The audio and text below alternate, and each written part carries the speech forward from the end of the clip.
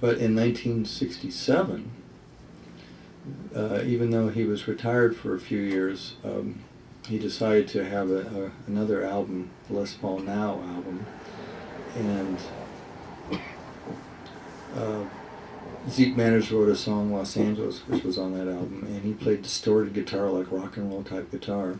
And George Barnes had recorded on the album too, but later Les took his name off because they had an argument. That's a whole other story. But George Barnes is quite a guitar player, amazing guitar player from Chicago, and so forth. So anyway, they were getting reports that people were looking and collecting Les Paul guitars.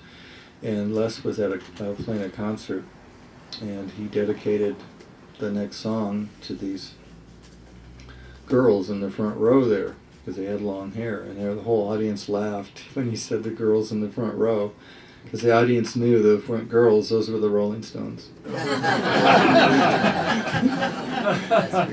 So afterwards, Keith Richards and Bill Wyman came backstage and told Les Paul, "Hey, we're playing your guitars in England. They're all a hit over there. And, why don't you have these Les Paul guitars reissued?"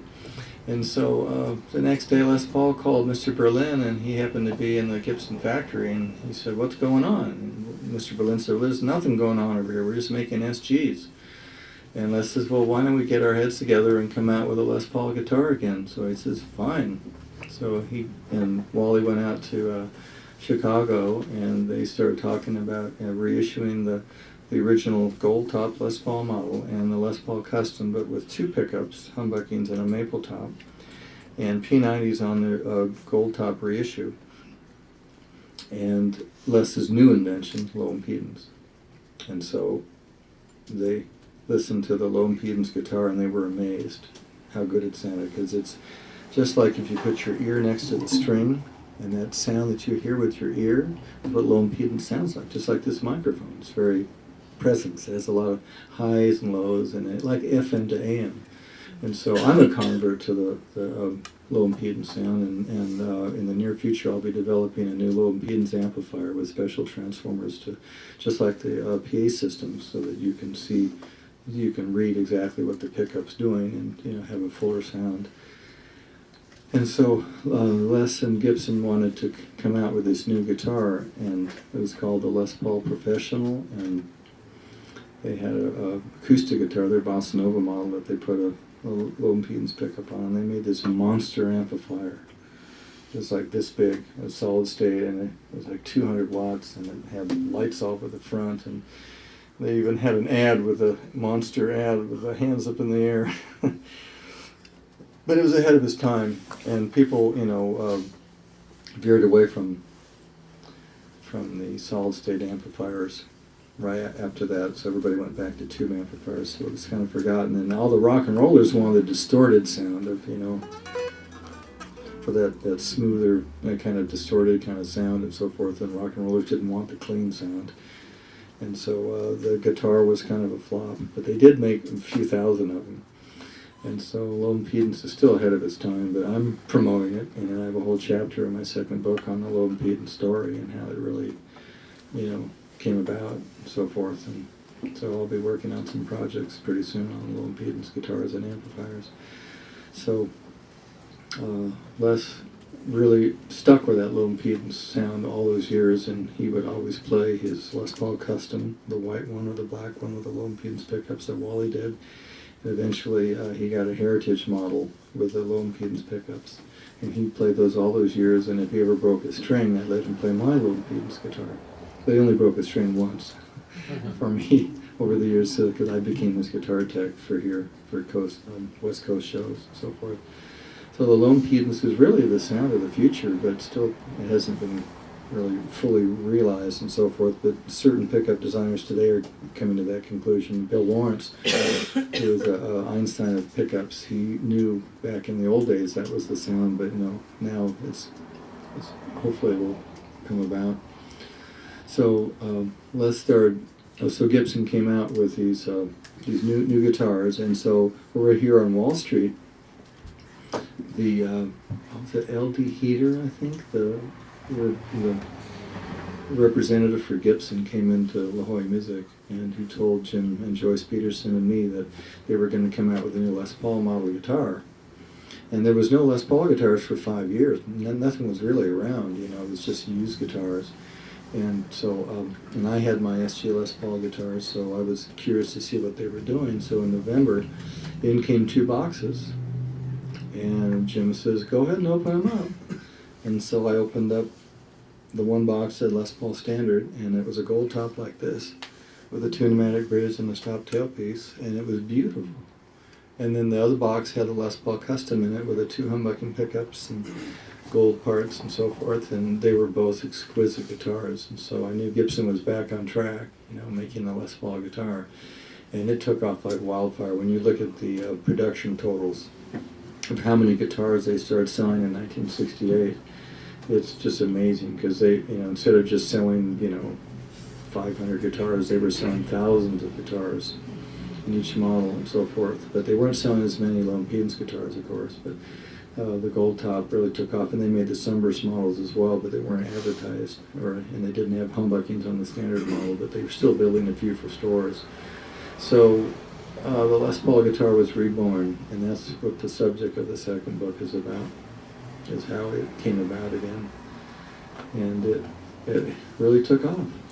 The Les Paul guitar was built for tone, and the rock and rollers and all these people adopted it, and so it is what it is today, an icon of tonality and Gibson quality. And so there was a renaissance that was due to happen, because in the 80s, the Japanese guitars really improved a lot, and they upped the ante.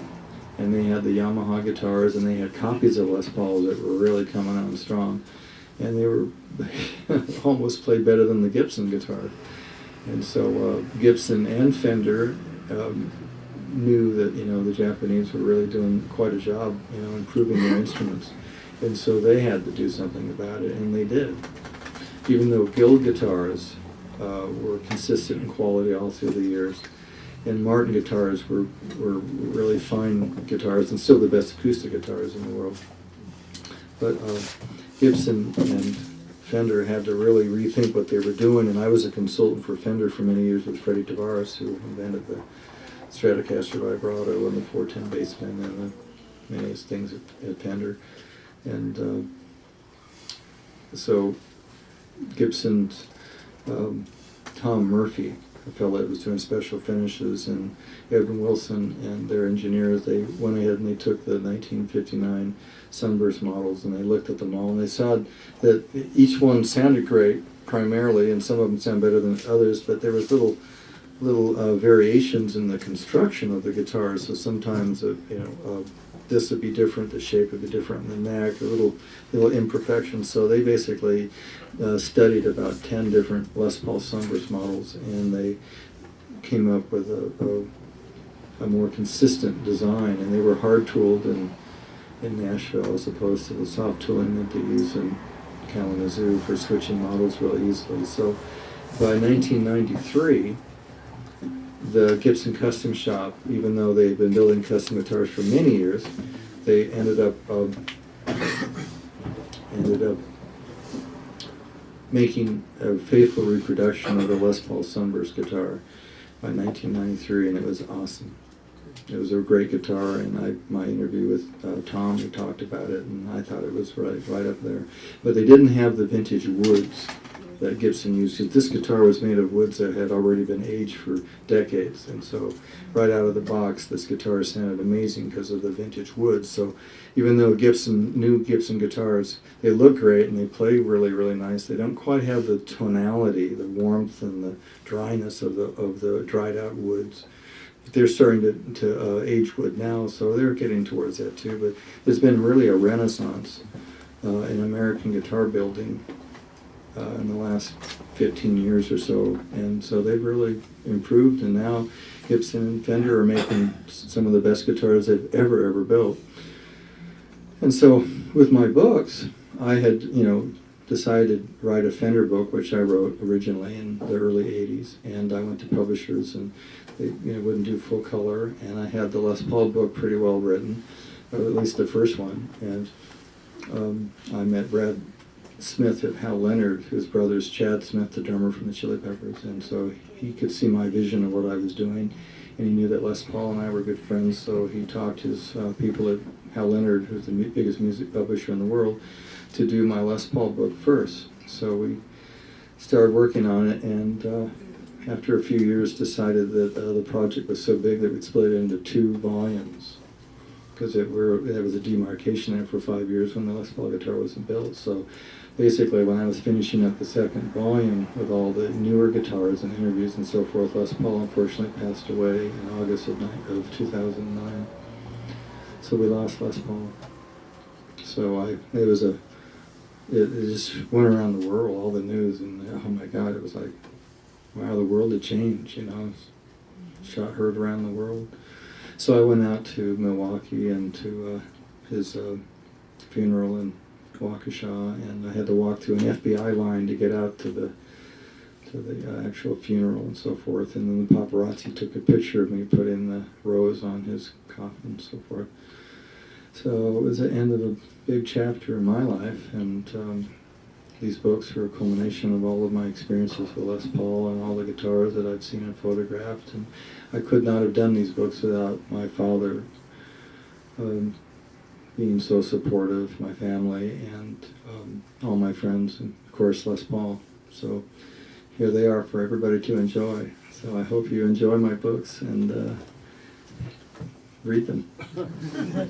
Thank you.